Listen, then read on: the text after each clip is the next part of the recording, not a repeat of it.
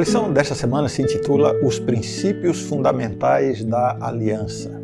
E vamos direto ao verso para memorizar, Êxodo 19, verso 5. Agora, pois, se diligentemente ouvirdes a minha voz e guardardes a minha aliança, então sereis a minha propriedade peculiar dentre todos os povos, porque toda a terra é minha. Uma aliança ou um pacto é um acordo entre duas partes envolvendo obrigações mútuas, especialmente o acordo ou aliança que estabeleceu o relacionamento entre Deus e o seu povo, expresso na graça, primeiro com Israel e depois com a igreja. Por meio dessa aliança, Deus comunicou à humanidade o significado da vida humana e da salvação. Por isso, esse é um tema tão importante nas Escrituras.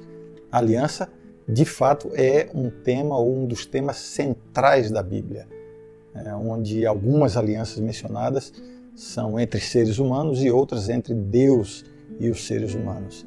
O tema da aliança no Antigo Testamento, implícito no Jardim do Éden, é desenvolvido depois de Noé a Abraão e atinge o seu primeiro clímax na aliança formada entre Deus e Israel no Monte Sinai. Todas essas alianças são precursoras da verdadeira aliança, chamada de a Nova Aliança, aquela realizada em Cristo. No Antigo Testamento, a palavra aliança era usada tanto no sentido humano comum, quanto no sentido teológico, com o sentido religioso. A compreensão das alianças humanas, os pactos, os acordos, os contratos entre pessoas na Antiguidade, na Bíblia, fornece um ponto de partida para a compreensão da aliança entre Deus e os seres humanos. Ao longo deste trimestre, esse tema será analisado de forma bastante ampla. E esta semana nós vamos fazer uma espécie de apanhado geral, um esboço sobre o tema da aliança, que servirá, em certo sentido, de uma prévia ou um resumo de tudo que vamos estudar ao longo do trimestre. Vamos ver a aliança de Deus com Noé, depois com Abraão, na sequência a aliança do Sinai, quando a lei foi dada, e finalmente a nova aliança. Com certeza, o estudo desta semana será muito enriquecedor para o nosso conhecimento da Bíblia e para a nossa vida espiritual. O título da lição de domingo é Fundamentos da Aliança. A palavra hebraica no Antigo Testamento traduzida por aliança é berit, com 287 ocorrências no Antigo Testamento. Veja, a palavra aparece 287 vezes. Isso mostra claramente que o tema da aliança é realmente muito importante na Bíblia. Não se sabe com segurança a origem dessa palavra, mas ela passou a significar aquilo que une duas partes, e era usada em diversas situações, tanto entre seres humanos quanto entre seres humanos e Deus. A aliança é um contrato. Todo acordo ou todo contrato tem as suas bases, as suas cláusulas. Um contrato de aluguel, um contrato de compra e venda, um contrato de sociedade, seja lá o que for. Existem alguns elementos que precisam ser seguidos ou cumpridos como garantia para as partes envolvidas, as pessoas que estão fazendo esse contrato. O pacto ou a aliança é, portanto, uma estrutura interpessoal de confiança, de responsabilidades e benefícios com ampla aplicação a quase todas as relações humanas, desde a amizade pessoal, que se firma aí um contrato evidentemente informal, mas existe termos de responsabilidade entre as partes envolvidas, até os acordos comerciais internacionais. Na Bíblia, a aliança também é o conceito mais abrangente que cobre o relacionamento de um indivíduo com Deus. As mesmas características básicas de uma aliança estritamente humana estão presentes em uma aliança com Deus. Quais são essas características? Primeiro, um relacionamento entre partes, no caso Deus e um ser humano ou uma nação. E segundo, obrigações mútuas entre as partes da aliança. Então veja bem, como se dá esse contrato? Da parte de Deus, ele faz promessas de bênçãos. Da parte do homem, a obrigação de obedecer à vontade de Deus. Mas aí está o problema. O ser humano, pecador, nunca conseguiu, nem conseguirá cumprir cabalmente as condições da aliança com Deus. Todos nós sabemos como é isso, né? Não apenas nos eventos bíblicos, mas em nossa experiência pessoal também. Quantas vezes nós prometemos a Deus, Senhor, a partir de hoje eu vou fazer isso, ou a partir de hoje eu vou deixar de fazer isso. Promessas vãs. Mas e aí, como fica a aliança, o contrato com Deus? Jesus assumiu a nossa posição e cumpriu todas as exigências da obediência. E isso é maravilhoso. Assim, nós podemos cumprir os requisitos da aliança mediante a fé em Cristo. Mesmo no Antigo Testamento, antes de Cristo ter vindo ao mundo, através do sistema de sacrifícios, as pessoas exerciam fé no Messias prometido. E pela fé tinham acesso às promessas e às bênçãos da aliança. Graças a Deus por isso. A lição de segunda-feira trata da aliança com Noé. Deus disse a Noé o seguinte: com você estabelecerei a minha aliança, e você entrará na arca, você e os seus filhos, a sua mulher e as mulheres dos seus filhos. Gênesis 6:18. Esta é a primeira aparição do termo teológico chave, Berit, traduzido por aliança. É a primeira vez que essa palavra aparece na Bíblia. Deve-se notar que a frase, no texto que nós lemos, a frase que diz assim, eu confirmarei a minha aliança com você, mostra que Noé é visto como já tendo um relacionamento de aliança com Deus. Eu confirmarei, disse Deus. Noé não é simplesmente um homem perfeitamente justo. Existe uma aliança entre ele e Deus. Esta, como eu já disse, é a primeira menção de uma aliança no Antigo Testamento.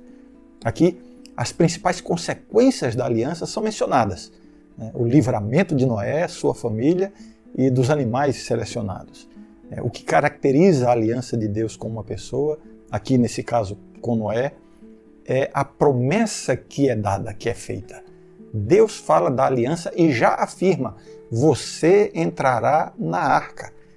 É maravilhoso ver como Deus se relaciona com o ser humano, como ele se relaciona conosco, sempre ressaltando o lado positivo. É verdade que a Bíblia contém algumas ameaças e advertências, mas geralmente Deus nos motiva pelo lado positivo. Deus não disse a Noé, se você não obedecer, não vai entrar na arca. Não foi isso que Deus disse. Deus já dá uma palavra de motivação. Disse, você entrará na arca. É claro que isso não se trata de uma predeterminação divina, eliminando a liberdade de escolha de Noé. No final das contas, Noé entraria na arca apenas se quisesse. Mas Deus antecipa essa possibilidade. Me faz lembrar das palavras de Cristo ao ladrão na cruz, quando ele disse, estarás comigo no paraíso. Uma promessa que vinha com esse lado positivo. Deus disse a Noé que destruiria o mundo com o dilúvio, mas lhe deu a sua palavra de que ele, Noé e toda a sua família seriam preservados. Que amor é esse? Deus assume compromissos com o ser humano e ainda dá garantias de que vai cumprir as suas promessas. Isso é maravilhoso. O arco-íris é um sinal para relembrar que o mundo não será novamente destruído por um dilúvio universal. Eu me lembro de uma canção muito bonita que diz assim, Deus de aliança, Deus de promessas, Deus que não é homem para mentir. Tudo pode passar, tudo pode mudar, mas tua palavra vai se cumprir. A lição de terça-feira fala da aliança com Abraão. A história do patriarca Abraão começa com as palavras de Deus lhe dando uma ordem e fazendo uma promessa. Veja Gênesis 12, versos 1 a 3. Diz assim, ora, disse o Senhor a Abraão, sai da tua terra, da tua parentela e da casa de teu pai e vai para a terra que te mostrarei. De ti farei uma grande nação, e te abençoarei e te engrandecerei o nome. Sê tu uma bênção. Abençoarei os que te abençoarem e amaldiçoarei os que te amaldiçoarem. Em ti serão benditas todas as famílias da terra. Um aspecto importante da história de Abraão, sem dúvida nenhuma, é a sua fé. Abraão passou a ser conhecido como o pai da fé. E ele obedece à difícil ordem de Deus, de sair do seio da sua família. Ele obedece porque ele creu nas promessas do Senhor. Veja, ele não esperou que a promessa se cumprisse para então obedecer. Não foi assim que ele fez. Ele recebeu a ordem e a promessa e simplesmente decide obedecer pela fé. Abraão é um dos mais vívidos exemplos de alguém que obedeceu por fé. A fé genuína, que se revela através de obras de obediência. E a fé de Abraão, como nós sabemos, foi severamente provada desde o começo de sua jornada com Deus. Veja só, Deus lhe prometeu ou lhe promete bênçãos, prosperidade, influência. E diz assim a Abraão: em ti serão benditas todas as famílias da terra, terás uma grande descendência. Mas as coisas não foram nada fáceis para Abraão. Primeiro, seu pai morre em Harã. Depois, por causa de uma grande fome, ele é forçado a ir para o Egito. E lá o faraó tomou a mulher dele. O sobrinho Ló se separa dele e era como um filho para Abraão. Por falar em filho, até então, nada de filhos. Onde estava a promessa de uma grande descendência?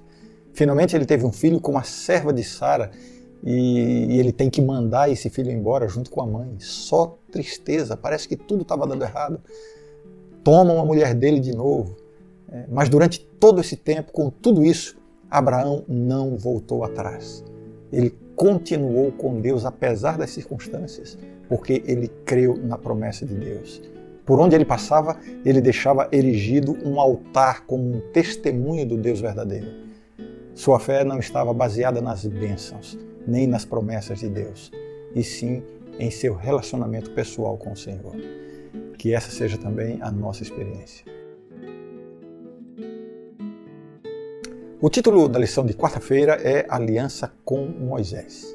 Você conhece a história. No Êxodo, Deus realizou grandes prodígios para libertar o seu povo da escravidão no Egito. Depois da libertação no deserto, Deus aparece no Monte Sinai e então dá as tábuas da lei.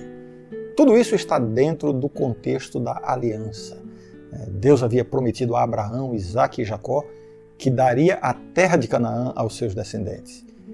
Muito bem, eu quero comentar aqui algo crucial para o nosso entendimento do plano da redenção no contexto da aliança. Aqui na história do Êxodo há uma sequência muito importante dos fatos. Primeiro, Deus liberta o povo da escravidão e só então ele dá os 10 mandamentos. Veja, primeiro a libertação, depois a obediência. Por que é importante observar esta sequência? Por causa da noção legalista que muitos possuem. A libertação do povo não foi concedida como uma recompensa por serem obedientes à lei de Deus. Na condição de escravos, eles não tinham como obedecer. Estavam completamente impossibilitados pelas circunstâncias de cumprir a vontade de Deus. O que Deus faz em favor desse povo foi completamente por graça e misericórdia. Não houve nenhum mérito da parte deles. É Deus quem toma a iniciativa. A vida cristã é exatamente assim. Deus não nos oferece bênçãos de salvação com base em nossa obediência ou em nossos méritos. Antes de receber a salvação, o pecador está completamente impossibilitado de fazer a vontade de Deus. Ele é escravo do pecado, como diz a Bíblia, estávamos mortos em nossos delitos e pecados. A oferta de Deus não é recompensar-nos se decidirmos mudar de vida. Não é assim. Primeiro, Ele opera uma mudança de vida em nós e então nos convida a fazer a sua vontade como uma resposta à transformação que Ele operou. É Ele quem implanta no pecador uma nova natureza. É Ele quem opera o querer e o fazer. A obediência à lei e as boas obras são a resposta de um coração transformado e perdoado, e não a condição exigida para ser transformado e perdoado. Primeiro, a libertação do Egito, depois o Sinai. Primeiro, a salvação, depois a obediência. A lição de quinta-feira fala sobre a nova aliança. A primeira vez que o Antigo Testamento menciona a expressão nova aliança é no livro do profeta Jeremias. Veja que passagem linda. Jeremias 31, versos 31 a 33, que diz assim: Eis aí vem dias, diz o Senhor, em que firmarei nova aliança com a casa de Israel e com a casa de Judá. Não conforme a aliança que fiz com seus pais no dia em que os tomei pela mão para os tirar da terra do Egito, porquanto eles anularam a minha aliança, não obstante eu os haver desposado, diz o Senhor.